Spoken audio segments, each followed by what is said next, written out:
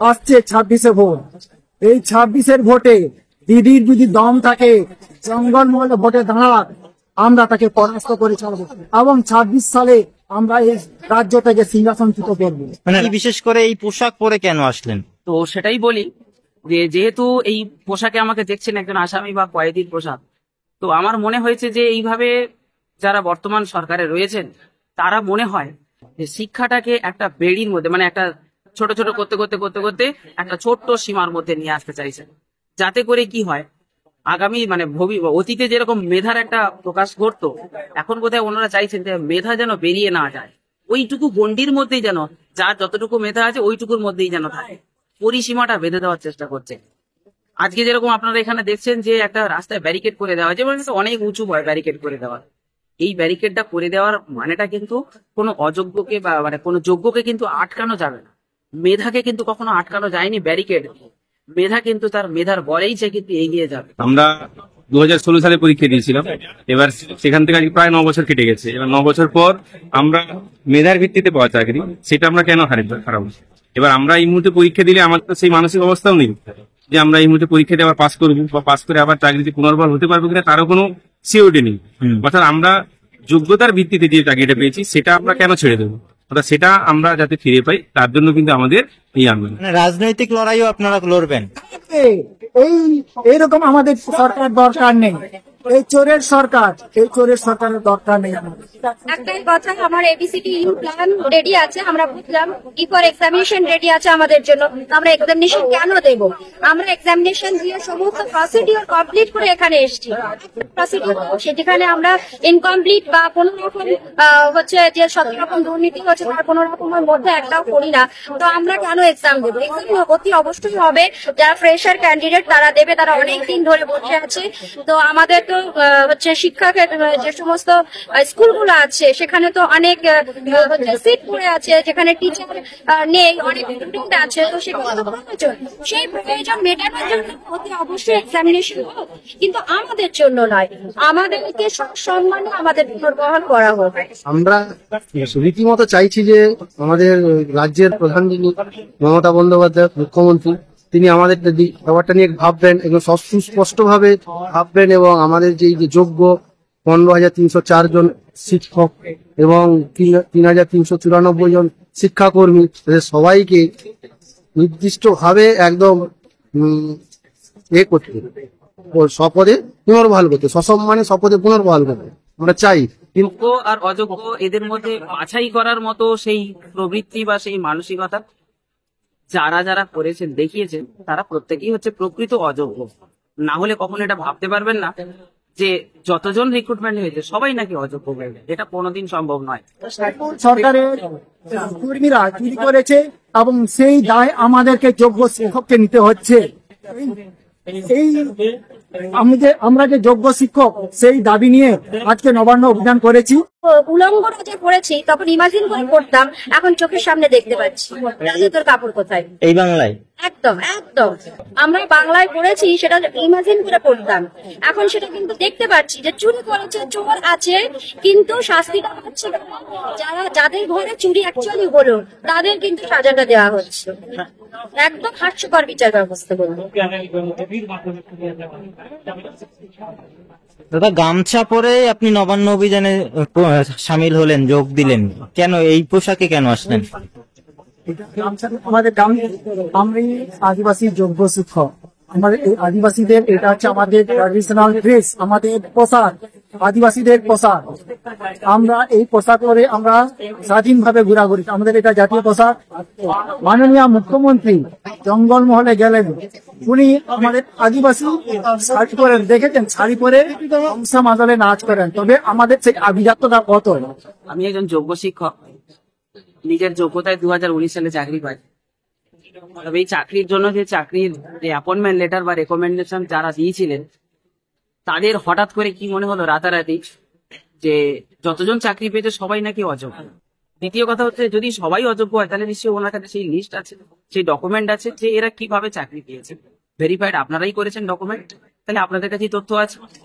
দ্বিতীয় কথা হচ্ছে যে যদিও সবাইকে এরকম ভাবে একছত্রে অযোগ্য বানিয়ে দিলেন, এটা নিজের স্বার্থ চরিতার্থ করার জন্য, তা কি স্বার্থ সেটা আমরা পরে পরে প্রকাশ্যে আসবে। দ্বিতীয় কথা যেটা বলি সেটা হচ্ছে যে যতজনকে আমাদেরকে এইভাবে অযোগ্যের তালিকায় ফেলে দিলেন, যারা প্রকৃত যোগ্য, তাদের সাথে যে যে দুর্ব্যবহার, যে নির্মম ব্যবহারটা করছেন, যেভাবে তাদের সাথে লাঠি চালাচ্ছেন, তাদেরকে কারোর মাথা ফাটিয়ে দিচ্ছেন, যেভাবে তাদের শিলধারাতে লাঠি মেরে শিক্ষাকে ভেঙে দেওয়ার চেষ্টা করছেন, শিক্ষার মানটাকে নষ্ট করে দেওয়ার চেষ্টা করছেন, তো এটা তো আমাদের প্রাপ্তি নয়। আমরা তো স্বপ্ন দেখেছিলাম শিক্ষক হব। প্রশাসন সহযোগিতা করছে না, ব্যাপারটা ঠিক নয়। আমাদের প্রশাসন তো আমাদের নিয়ে গেছে এতে, যে অ্যাকচুয়ালি কোনো সহযোগিতা করছে না, তেমন কোনো সহযোগিতা। যেমন বিকাশ ভবনে দেখলে, বিকাশ ভবনের আন্দোলনে অসম্ভব মার, তারপরে এই আমাদের যে আগে নবান্ন অভিযান হওয়ার কথা ছিল, সেখানে ট্রেন থেকে নামলেই ধরছে প্রশাসন, পুলিশ প্রশাসন যেমন, তেমনি আমাদের সরকার, রাজ্য সরকার আইনগত ভাবেও আমাদের সাহায্য করছে না। সব সময় যারা চিহ্নিত দাগি তাদের কাছেই দাঁড়াচ্ছে। এই সমস্ত দিক থেকেও আমরা বিভ্রান্ত বা একদম হয়ে গেছি। আপনার পরিচয়টা? আমার নাম সঞ্জয় কুমার পাত্র, আপনি শিক্ষক? আমি শিক্ষক, পশ্চিম মেদিনীপুর। আপনি কি আবেদন করেছেন পরীক্ষা বসার জন্য? আমি আবেদন করেছি, একদমই ভীষণ কষ্ট হচ্ছিল, আবেদন করেছি কিন্তু এখনো পেমেন্ট করিনি, কাজে আমার কিন্তু ইনকমপ্লিট আছে। আসলে কি হয়, এই ব্যারিকেডের ওপাশে যারা আছেন তারা তো প্রকৃত অযোগ্য বলে আমার মনে হয়। না হলে হঠাৎ করে এরকম যোগ্যদেরকে এরকম রাস্তা বন্ধ করে দেবেন কেন? আর আমরা যারা যোগ্য শিক্ষক শিক্ষিকা এবং শিক্ষাকর্মীরা ছিলাম, তাদের কারোরই অন্য কোনো প্রবৃত্তি ছিল না যে আমরা কোনো গিয়ে নবান্ন ভাঙচুর করবো বা কিছু এরকম দুঃসাহসিক আমাদের ছিল। ব্যারিকেডের ওপাশে তো নবান্ন আছে, আপনি নবান্নে সবাই অযোগ্য তাহলে? না, আমি বলছি তো যে ব্যারিকেডটা যারা করেছেন তারা কি যুক্তিতে করলেন, কেনই বা করতে গেলেন, এই প্রশ্নটা আমি রাখছি। যে হঠাৎ করে কেন ব্যারিকেড? আমরা তো আসবো উনি জানতেন, তাহলে আজকে ব্যারিকেডটা করার প্রয়োজনটা কি ছিল? আমরা তো শান্তিপূর্ণ ভাবে মিছিল করে আসলাম, আপনারাও দেখেছেন হাওড়া থেকে, তাহলে হঠাৎ করে এখানে এসে আমাদেরকে থমকে দেওয়ার প্রয়োজনটা কোথায়? আমরা তো শান্তিপূর্ণ ভাবেই যেতাম, আমাদের যা দাবিগুলো ছিল সেই দাবিগুলো আপনার সামনে রাখতাম, এবং আপনি সেটা শুনে আমাদের প্রতি যদি সদুত্তর দেওয়ার মনে করতেন আপনি করতেন। এখন আপনাদের দাবি কি, পরীক্ষা দেবেন না? না, আমরা একটা চাকরির জন্য তো দুবার পরীক্ষা দেওয়া যায় না, এটা কোনো পৃথিবীর কোনো ইতিহাসে নেই যে একটা চাকরির জন্য একবারই পরীক্ষা হয়। তার জন্য আপনার যা কিছু ভেরিফাই করা, যা কিছু আপনি সব করে নিয়েছেন। হঠাৎ করে আপনার কোনো স্বার্থ চরিতার্থ করার জন্য, আপনার কোনো অপদার্থতার কোনো দায়ভার আপনি যোগ্যদের ঘাড়ে চাপিয়ে দিয়ে বলছেন হ্যাঁ এবার অযোগ্যদের সাথে যোগ্যদেরকেও পরীক্ষা দিতে হবে, এটা তো মেনে নেওয়া সম্ভব না। আর এটা কেনই বা আমরা মানব? তাই আমরা দ্বিতীয়বার কোন রকম পরীক্ষায় বসতে নারাজ। না, অ্যাকচুয়াল প্রশাসন তো এখন, আমরা তো নিজের মেধার ভিত্তিতে চাকরি পেয়েছিলাম, ওই জন্য এখন প্রশাসনের কাছে আমরা বাধ্য হয়ে গেছি।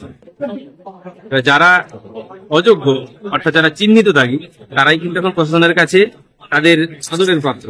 এবার তাদের কথাই কিন্তু প্রশাসন বেশি ভাবছে, আমাদের কথা কিন্তু এতটা ভাবছে না। মানে অযোগ্যদের পাশে তাদের কথা ভাবছে এই সরকার, এই প্রশাসন। হ্যাঁ, এবং সেটা হাইকোর্টে এবং ডিভিশন বেঞ্চে স্পষ্ট হয়ে গেছে, কারণ তারা পরীক্ষায় বসানোর জন্য ওনাদেরকে, মানে অযোগ্যদেরই পরীক্ষায় বসানোর জন্য সরকার কিন্তু সেখানে বারবার সলভ করছে। তাহলে সেই প্রশাসনের কাছে গিয়ে আপনারা কি যে দাবি দাবা রাখবেন সেটা পূরণ হবে বলে মনে করেন? এখন পূরণ হবে কিনা সেটা তো পরে দেখার ব্যাপার, কিন্তু আমাদের তো দাবি দেওয়া আমাদের কাছে, মানে প্রশাসনের কাছেই বলতে হবে।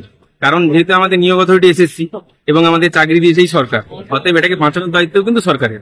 এবার তাদের যদি সদিচ্ছা থাকে তাহলেই তারা বাঁচাতে পারবে, এবং সেটা আমরা সরকারের উপর চাপ সৃষ্টি করে যাতে রিভিউতে একটা যোগ্য এবং অযোগ্যের একটা সুস্পষ্ট তালিকা দিয়ে আমাদেরকে চাকরি দিয়ে পুনর্বহাল করা যায়, সেই আশাই আমরা এখানে এসেছি। আপনি কি ফর্ম ফিল আপ করেছেন নিজে? ফর্ম ফিল আপ, যেহেতু ফর্ম ফিল আপের শেষ ডেট 14 তারিখ ছিল, আমরা কিন্তু করতে বাধ্য হয়েছি। পরীক্ষা দেবেন তাহলে? না, পরীক্ষা দেওয়ার ইচ্ছা না থাকলেও কিন্তু আমরা বাধ্য, কারণ কমিশন আমাদেরকে বাধ্য করেছে যে 14 তারিখের মধ্যে আমাদের ফর্ম ফিল আপ করতে হবে। এবার সেখানে আপনি তো বাধ্য, কিছু করার নেই, কারণ সুপ্রিম কোর্টে এখন ভ্যাকেশন চলছে, আজকে সুপ্রিম কোর্ট খুললো। এবার তাহলে সেখানে এসএসসি যদি সদিচ্ছা থাকতো যে রিভিউ থেকে আমাদের ফিরিয়ে আনা, তাহলে কিন্তু তারা ফর্ম ফিল আপ নিয়ে এত তাড়াহুড়ো করতো না, কিন্তু তারা এমন ভাবে ফর্ম ফিল আপটা শিডিউল করেছে যাতে সুপ্রিম কোর্ট খুলবে, ফর্ম ফিল আপ শেষ, মানে আমরা যাতে বাধ্যই ফর্ম ফিল আপ করবো। মানে ফর্ম ফিল আপ করেছেন বাধ্য হয়ে, যদি পরিস্থিতি এরকম তৈরি হয়, কারণ সুপ্রিম কোর্ট তো পরীক্ষা নেওয়ার কথা বলেছে, তাহলে আপনারা পরীক্ষাও দেবেন? শেষমেশ আমরা যদি বাধ্য হই, পরীক্ষাটা তো আমাদের কোনো অপশন নেই, কিন্তু এই মুহূর্তে যেহেতু রাজ্য সরকার এবং আমাদের তরফ থেকে রিভিউ পিটিশনে যাওয়া হয়েছে, অর্থাৎ এই রায়ের কে চ্যালেঞ্জ করে আমরা রিভিউ পিটিশনে গেছি, অতএব আমাদের কিন্তু এই মুহূর্তে লক্ষ্য যে রিভিউ থেকে আমাদের কিভাবে ফিরিয়ে আনা যাবে সেইটা রাজ্য সরকারকে নিশ্চিত করতে হবে, এবং আমরাও সেটা চেষ্টা করবো। এই মুহূর্তে আমাদের লক্ষ্য কিন্তু রিভিউ থেকে ফিরে আসা, এই মুহূর্তে পরীক্ষা আমাদের কোনো লক্ষ্য নয়। আপনার নাম এবং পরিচয়? আমার নাম হচ্ছে নান্টুগিরি, আমি স্কুল অর্থাৎ পূর্ব মেদিনীপুরে একটা স্কুলের অ্যাসিস্ট্যান্ট টিচার। শেষ হয়ে যাচ্ছে, আমাদের মৌলিক অধিকারের কি হবে? আমাদের প্রশ্ন যে আমরা কি করে খাবো? আমাদের মৌলিক অধিকার কোথায় দেখা হচ্ছে? তাদের মৌলিক অধিকারের জন্য চেঁচানো হচ্ছে, বলছে একই শাস্তি, অপরাধের জন্য বারবার শাস্তি দেওয়া হচ্ছে বলছে, কিন্তু আমরা তো অপরাধী করিনি, তাহলে আমাদের কেন শাস্তি দিচ্ছে? দেখলাম তো ঘুষি শুধু নয়, মানে ওনাদের কাছে যে একটা ওই মানে এটা থাকে, যে ব্যারিকেড টাইপের যেটা থাকে, সেটা দিয়ে পর্যন্ত এমন ভাবে ধস্তাধস্তি করে ফেলেছে, ওখানে কিছু টিচার পর্যন্ত পড়ে গিয়েছে। কি দরকার? আমরা কি মারতে এসেছি? না, আমরা কিছু অন্য কিছু হাতে অস্ত্র নিয়ে এসেছি। আপনাদের এইভাবে ঠেলাঠেলি করে ধাক্কাধাক্কি করে আমাদেরকে ফেলে দেওয়ার প্রয়োজনটা কোথায় ছিল? আমরা তো শান্তিপূর্ণ ভাবেই এসেছিলাম। অগ্নি পরীক্ষা দিয়ে মেধার ভিত্তিতে আমরা চাকরিটা পেয়েছি, আমরা দ্বিতীয়বার অগ্নি পরীক্ষা দেবো না। শিক্ষকদের দ্বিতীয়বার অগ্নি পরীক্ষা দিতে চাননি, তাহলে আমরা তো ছাড়, আমরা তো মানুষ, আমরাও দিতে চাইছি না, আমরা অগ্নি পরীক্ষা দিতে চাইছি না, আমরা পরীক্ষা দেবো না। 10 বছর রিক্রুটমেন্ট হলো না, এবার যদি সত্যি একটা চাকরির জন্য রিক্রুটমেন্ট হয়, সেখানে যে সমস্ত মানুষরা আজকে 10 বছর ধরে চাকরির জন্য ট্রাই করছে, তাদের এই যে দুর্নীতিগ্রস্ত মানুষরা আবার যদি প্যানেলে ঢোকে, তাহলে তো আবার তাদের আমাদের মতো অবস্থা হবে, আমাদের মতো পরিস্থিতি হবে। না, আপনারা নিজেদের জন্য বলছেন না, যাতে অন্যরাও যাতে আপনাদের মতো পরিস্থিতি না হয়, না পড়ে, তার জন্য আমরা বলছি।